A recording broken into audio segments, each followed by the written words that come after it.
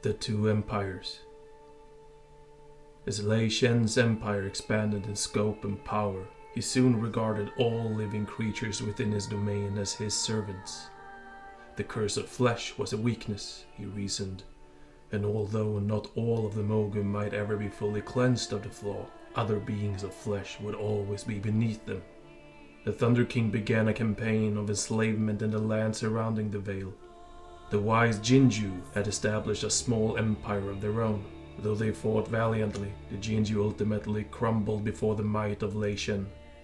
The Mogus sacked their towns and left their entire civilization in ruins. Upon learning of the Jinju's fate, the Pandaren fled to Kun Lao Summit, north of the Vale.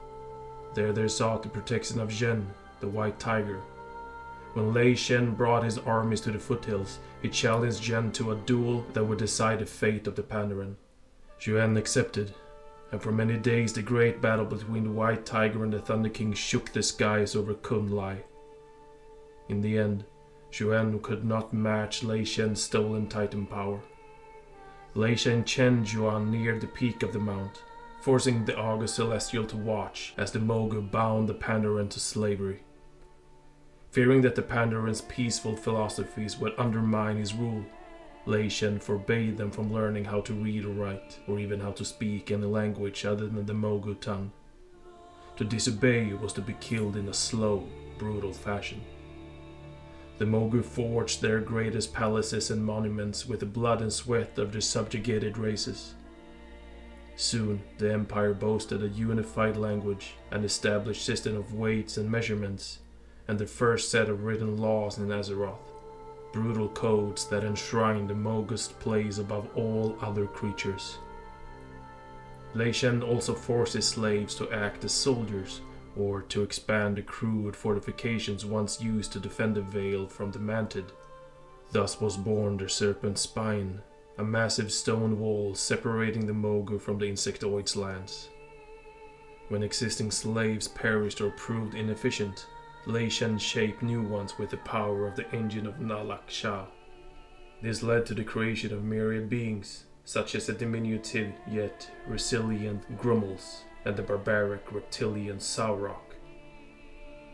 The Mogu Empire quickly drew notice from other civilizations on Azeroth. The Zandalari trolls in particular were amazed at the otherworldly powers wielded by the Thunder King. One of the Zandalari's leaders, a revered high priest named Zulathra, saw in the Mogu a golden opportunity. He and the retinue of trolls journeyed to the Thunder King's domain with a simple proposition. The Mogu might hold the power of this world, but the trolls held the knowledge of the land. The two empires would make each other great and teach each other their secrets. Once they were allied, nothing on Azeroth would dare oppose them. The offer intrigued Lei Shen. For the first time, he had met other living creatures who sought to master their environment rather than live in peace with it. The Mogu rarely ventured far from their lands. Superstition and the deep-seated duty of protecting the Vale still influenced their actions. They could explore the world from a position of ignorance, or they could ally with the trolls and learn its mysteries quickly. In truth, both leaders plotted betrayal. Zulathra believed the Zandalari could steal Lei Shen's godlike powers once they learned the Mogu's secrets, and the Thunder King schemed to enslave the Zandalari the moment they ceased being useful. Yet, they kept their plans concealed, even from their own people, and publicly brokered an agreement. In exchange for the Zandalari's knowledge, the Mogu would train them in the ways of the arcane magic. They also promised the Zandalari a swath of fertile land near the Vale. Lei Shen even made a secret agreement with Zulathra. The Thunder King had advised a method to fully revive the spirit if he was ever killed. But he did not trust his own servants with such knowledge. The Mogu were a power-hungry people, and they would likely try to claim the empire for themselves, if Lei Shen fell. Only the Zandalari would hold the key to resurrecting Lei Shen. Without him, the trolls knew they would never fully learn the secrets of the arcane, nor would they be able to claim his awesome power. Though both leaders continued scheming, their betrayals would never come to fruition. Indeed, they found each other to be invaluable allies, and their pact endured for many years. After Lei Shen imprisoned the White Tiger, the other Celestials came to the aid of the Pandaren. Yet, like Zhuan, they also come to the Thunder King.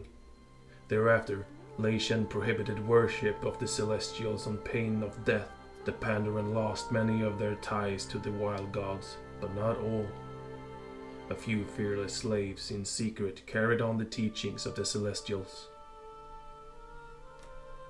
At the height of their empire, the Jinju held close ties with the Hosen. Both agreed to help each other withstand the onslaught of the Mogu. Yet, on the eve of the Jinju's final stand against Lei Shen, the Hosen betrayed them. The Jinju's so-called allies had secretly pledged their loyalty to the Thunder King in exchange for preferential treatment, a promise that was never upkept. This act of treachery ensured the Jinju's defeat and ignited a bitter racial feud between them and the Hosen that would last for generations. Thunder Falls. While Lei Shen consolidated his empire, the Tol'vir guarding Uldum struggled to endure the curse of flesh. The malady had spread throughout their ranks, slowly weakening the Titan Forged. All the while, the Tol'vir waited patiently for the word from Highkeeper Ra or his Mogu servants in the east. Eventually, the Tol'vir received a summons from the Mogu leader calling himself the Thunder King. They had heard nothing about the rise of a Mogu empire. Curious, the Tol'vir dispatched ambassadors to the east. When they reached the edges of the Thunder King's domain, they were stunned to see how advanced their Mogu cousins had become. In some instances, the Mogu had even managed to reverse the curse of flesh. Lei Shen warmly greeted the Tol'vir and showed them the wonders of his empire, from the immense serpent spine wall to the gilded empire palaces of the Vale. The Tol'vir were shocked at the deplorable treatment of the mortal races that had been enslaved by the Mogu. Even so, the Tol'vir were not stirred to action. Their prime concern was the protection of the Keeper Wrath machineries in Uldum. The Thunder King wholeheartedly agreed. The work of the Keepers, such as the Forge of Origination in Uldum, were of utmost importance. And so, Lei Shen announced he was claiming them as part of his empire. He revealed that he had defeated Ra Den and taken his power. Therefore, Lei Shen claimed that he now held dominion over the Keeper's instruments. With the engine of Nalaksha and the Forge of Originations as his command, he could remake Azeroth as he saw fit. As fellow Titan Forged, the Tol'vir would ascend to a place of honor in the Mogu Empire, but Lei Shen would be at its head, now and forever. Upon learning that Lei Shen had betrayed Highkeeper Ra, the Tol'vir grew furious. They refused the Thunder King's offer, vowing never to serve a traitor and storming out of his tyrannical empire. Lei Shen allowed the ambassadors to leave, but warned them he would take what he wanted by force. Their armies could not possibly stand against his. So confident was the Thunder King that he invited Solathra to witness what he had claimed would be the Mogu's empire's greatest victory yet. The elderly Sandalari leader agreed. Lei Shen had artificially extended the troll's life, but once all of the Keeper's work were under the Mogu control, they would unlock the secrets of immortality.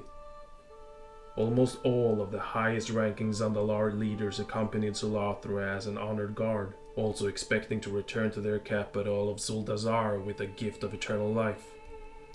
Lei Shen led his Mogu host and the troll to the west. The Zandalari had heard tales of the lands near Uldum, but they had never seen them with their own eyes. Pristine lakes and waterfalls dotted the region's lush jungles. It was a paradise, teeming with undiscovered life and wonders as far as the eye could see. The full might of Lei Shen's empire trampled over the land, stopping just short of the monolithic pyramids that composed the Keeper's bastion of Uldum. Only a small group of Tol'vir emerged from the fortress to resist the Mogu. Lei Shen mocked their numbers, for he knew that he alone could crush them. Indeed, The Tol'vir had known that defeating the Thunder King's forces in battle was impossible. As Lei Shen had marched toward Uldum, the Titan Forged had prepared a final defense. The Forge of Origination locked beneath the fortress.